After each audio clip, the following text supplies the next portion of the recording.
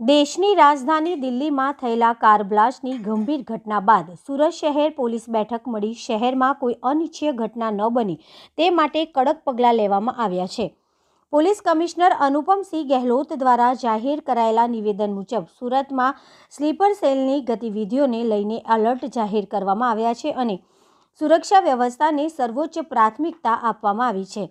Police કમિશનરે જણાવ્યું કે સુરતમાં ભૂતકાળમાં બોમ્બ બ્લાસ્ટ જેવા સંવેદનશીલ કેસો સહિત કુલ 15 જેટલા ગંભીર કેસો સાથે સંકળાયેલા તમામ આરોપીઓ અને શંકાસ્પદ લોકોનું એક વિસ્તૃત લિસ્ટ તૈયાર કરવામાં આવ્યું છે। સુરત પોલીસ આ તમામ 15 કેસ સાથે જોડાયેલા લોકો પર બાજ નજર રાખી રહી છે અને તેમની દરેક હિલચાલ પર વોચ ગોઠવવામાં આવી છે। સુરક્ષા માત્ર ફૂટ પેટ્રોલિંગ કે બંદોબસ્ત પૂરતી સીમિત નથી। સુરત પોલીસે હવે સાયબર ટીમને પણ સંપૂર્ણપણે એક્ટિવ કરી છે। સોશિયલ મીડિયા પર વાંધાજનક કમેન્ટ્સ કરનાર, ઉશ્કેરણીજનક પ્રવૃત્તિ કરનાર અને ખાસ કરીને ડાર્ક વેબનો ઉપયોગ કરનાર લોકો ઉપર વોચ રાખવામાં આવી રહી છે, જેથી કોઈપણ પ્રકારની આતંકવાદી ગતિવિધિઓને શરૂઆતમાં જ ડામી શકાય।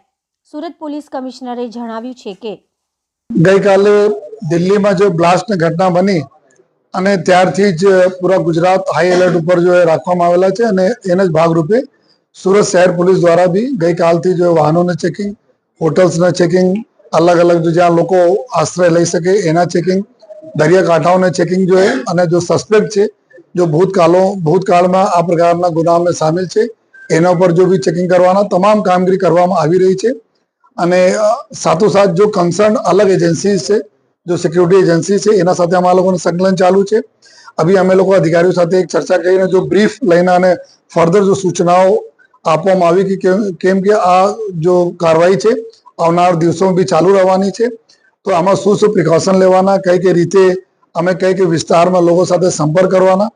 દાખલા રૂપે અમારી જો કોસ્ટ લાઇન છે સુરત શહેરની, એના બી જેટલા બી ઇન્ડસ્ટ્રી છે, જેટલા જેટી છે, ફિશરીઝના લેન્ડિંગ પોઈન્ટ છે, ત્યાં જેટલા બી જો કન્સર્ન એજન્સી ઇન્ડસ્ટ્રીઝના સિક્યુરિટી એજન્સીઝ હોય છે એના બી અમે લોકો સેન્સિટાઇઝ કર્યા છીએ। જો हमारे कोस्टल एरिया में भी नाकाबंदी कार्रवाई અને साथ साथ ड्रोन થી આ કોસ્ટ લાઇન ઉપર भी हमारा एक तरह से वॉच રાખવામાં આવી રહ્યા છે।